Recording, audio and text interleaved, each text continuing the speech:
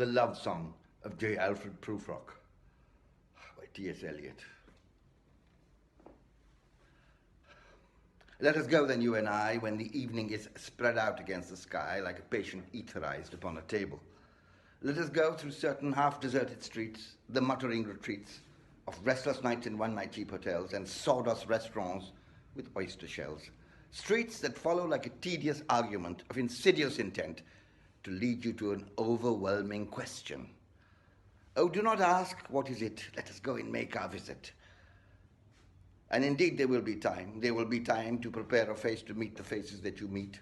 There will be time to murder and create, and time for all the work of days and hands which lift and drop a question on your plate.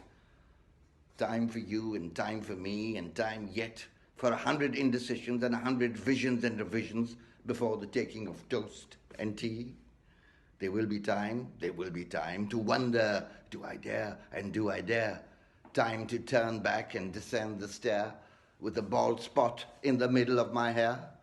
They will say, how his hair is growing thin.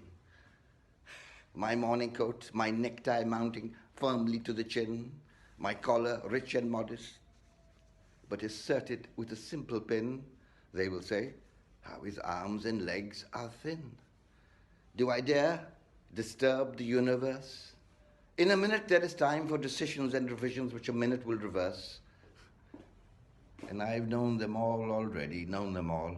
I've known the evenings, mornings, afternoons, and I have measured out my life with coffee spoons. I know the voices dying with the dying fall beneath the music from a farther room.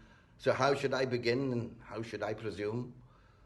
And I've known the eyes, known them all already. Eyes that fix you in a formulated phrase. And when you are formulated, sprawling on a pin, and when you are pinned and wriggling on the wall, would it have been worth it to say, that is not it at all? That is not what I meant at all. Is it perfume from a dress that makes me so digress?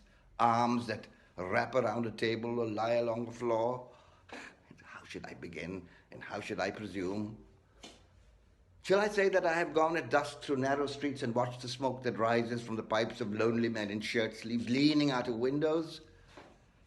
I should have been a pair of ragged claws scuttling across the floor of silent seas. And the afternoon, the evening sleeps so peacefully, smoothed by long fingers. Asleep, tired, or it malingers, stretched out on the floor here beside you and me.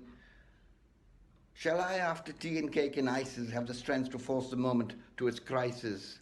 Would it have been worthwhile to have bitten off the universe with a smile, to have squeezed the universe into a ball, to roll it towards some overwhelming question, to say, I am Lazarus, back from the dead, come to tell you all, I shall tell you all?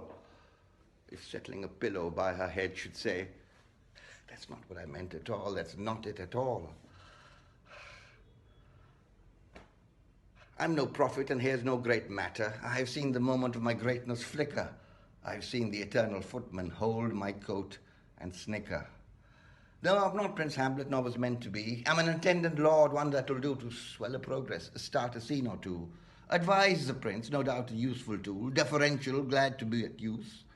Politic, cautious, meticulous, full of high sentence, but a bit obtuse, almost at times ridiculous, almost at times the fool. I grow old. I shall wear the bottoms of my trousers a-rolled. Should I part my hair behind? Do I dare to eat a peach?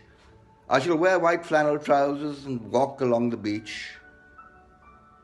I have heard the mermaids singing each to each. I do not think that they will sing to me. I have seen them riding seaward on the waves, combing the white hairs of the waves blown back when the wind blows the water white and black.